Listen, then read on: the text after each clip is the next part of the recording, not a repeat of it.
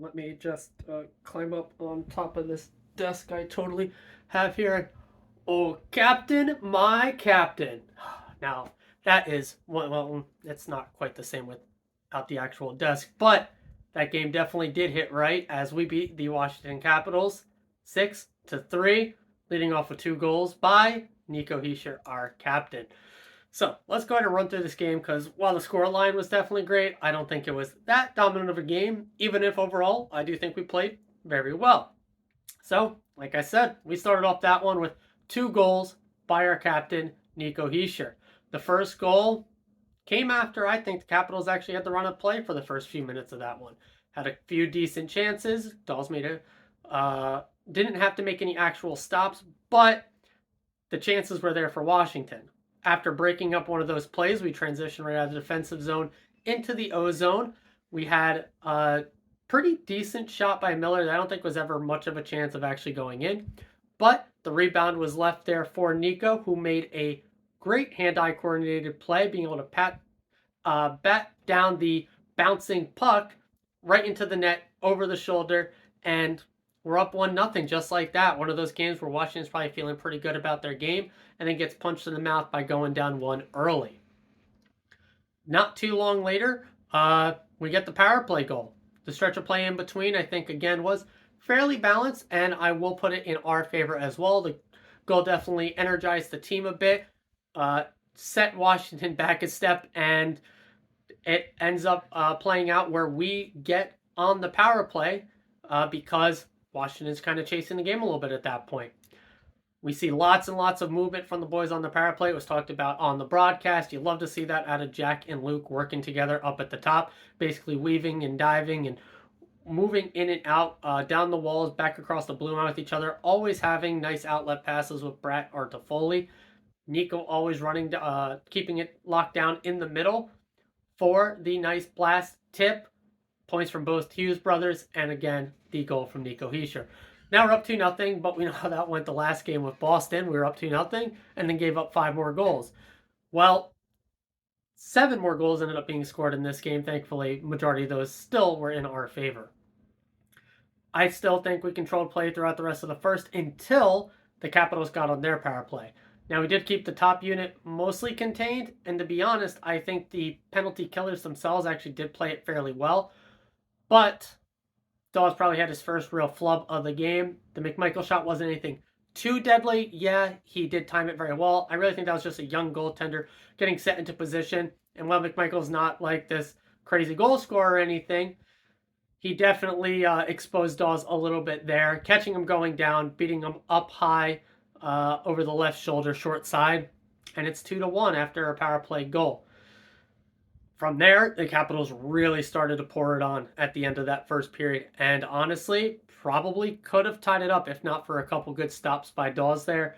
That was really the story of it. I think we ended up controlling play, and I'll talk about it more here in a second. But same thing kind of happened in the second period.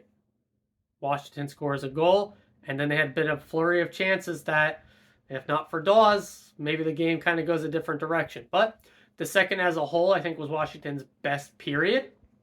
But we did score a couple goals in there as well. We had the Dawson Mercer play. Again, he didn't get the cleanest shot off, but he just had himself in the right spot at the right time, right in the middle, in front of the net.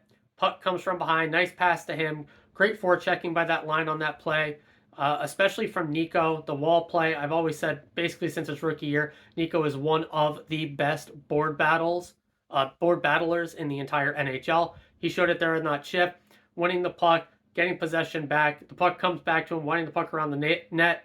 Beautiful pass from Haula right up front to Mercer. I love those from behind the net. Passes to the metal. Mercer puts it in. Love to see it from Mr. 200th goal. Nico's birthday yesterday, so happy birthday, Nico. That line really showed out in this one. Easily the best line in the entire game, and really carried it through for the boys. Now, Washington did end up tying this game with 2 more goals here in the second. There was the Kuznetsov somewhat breakaway broken play with a beautiful pass from Ovi, to be honest. But you can't give that one up either as Dawes. The first one, yeah, you're on the penalty kill, so I give a little bit of lax there. And yes, Kuznetsov, I say it all the time. I don't give too much crap to a goalie if there is no defender between the puck carrier and the goalie, even if they have someone draped behind them. But this is one where, you gotta trust in your reflexes and not lift that leg too early or slide it too early, because that's what caused the puck to dribble 5-hole and go in. Yeah, you probably gotta have that one there as Dawes. Not too long later, Capitals again followed up with a power play goal. This one I don't really put on Dawes or the penalty killers. It was just a good power play goal by the Capitals. A bomb of a shot from the blue line by their defender and Carlson here. Puck goes in. Nice screen in front by the Capitals. That's a good NHL goal. The defenders kept the play to the outside and out back. A guy's going to get a shot off from the blue line more often than not. And that's how it goes. I'm not going to complain there on that one. It hurt, though. Them tying it up there hurts. But we know what happens very shortly later on. The hidden MVP of this team, almost to a point, and Michael McLeod, he does the great body check along the boards to dislodge the Capitals player from the puck. We gain possession. We fly up ice. Pass over to Mikey. Mikey with a little bit of spinorama backhand pass through the 5-hole. It's also probably a shot there that the Capitals goaltender has to have, but he does it. 4-3 with less than half a minute to go. Heading into the third period, heading into that intermission, up that goal instead of tied was probably all the momentum swing we need. Capitals were on the back-to-back. They had to travel the night before to get. Now, it was a home game for them, but they did have to travel to come in for this one. And you can tell they were a bit gassed there by the end as we completely took over in the third period. We had the second Mercer and the second McLeod goals. The Mercer goal, again, he's just doing the right things in the right places. That line was absolutely clicking the entire night. But in this case, it was right after the power play had expired. So it was more so the second power play unit that was out there. Now the power play had expired, but he had with his line mate, the great give and go with Haula. The pass over there, Haula, everyone in the world thought he was shooting that puck. Instead, he does pass it back. Now, there was a Capitals player that had their stick on Mercer's, so there is a world where he ties up that stick and that shot does not get off and go in. But we don't live in that world because the puck does go in. We reestablish the 2-goal lead. Mercer gets his second goal of the game.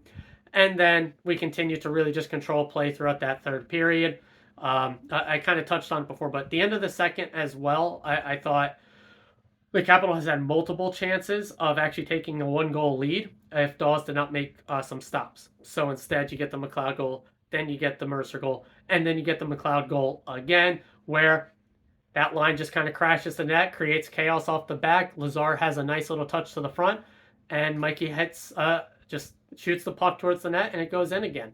Is it high skill? No, but it is those gritty, high-effort plays that gave us this 3-goal lead, and we close it out. That was really the story of the game. Dawes technically was below expected in saves, but I thought he had the crucial saves for the most part that did keep us in it, even if we gave up multiple 2-goal leads to get it tied. And if not for the Mikey heroics, who knows how the third period plays out if it goes into a tie. But the power play showed up. The penalty kill, I think the penalty killers played pretty well. Again, that first one was really on Dawes in my opinion, and the second one is just a good NHL power play goal. Otherwise, we really did control 5-on-5 play. The Kuznetsov goal really should not have happened. And that's one of those where the other team was on a back-to-back. We were actually rested for the first time instead of being on the flip side of this. We showed up. We had the energy. We win the game. We head into a playoff spot. We kick the Capitals out of it. You know both teams wanted this one, and we had the edge. So, hey, another win. Another couple Metro teams lose, and we could be second place in the Metro in a couple games. So, loving that stuff. Feeling good. Feeling great. Definitely enjoyed a couple days off here, only reacting to the game. I actually do plan on trying to react right after the games that night and get these uploaded that night. This one was just with the 7:30 start, game running a little bit later and all of that with the national broadcast. It's just really late for me and my wife, especially getting up with the little ones early in the morning to record, upload last night to do that. But generally with the 7 o'clock starts, that's going to be my game plan. We'll see how it plays out. But yeah, This is technically a morning episode for you guys, but it is not Good Morning Devils fan. Instead, it is the Devils game reaction. So we're gonna see how this goes here for a few weeks, a month, whatever. I'll see how it plays out, how I'm vibing, how you guys are vibing, how we're feeling, and all that. But yeah, it should be a practice today. Hopefully we get some health news, but Palat's out, it sounds like, for a few games. We got Meyer out, sounds like, for a few games. We know Foot is very likely never coming back. Lazar's back and healthy, which is nice. Nosek sounds like he is still out for a little bit. We know Dougie's out until playoffs pretty much, so we'll see how it goes. Trade rumors are still swirling with us and goaltenders, potentially defensemen, although I really don't see a need for defensemen with how Nemec is playing, so especially with Dougie coming back for playoffs. And yeah, that's really it.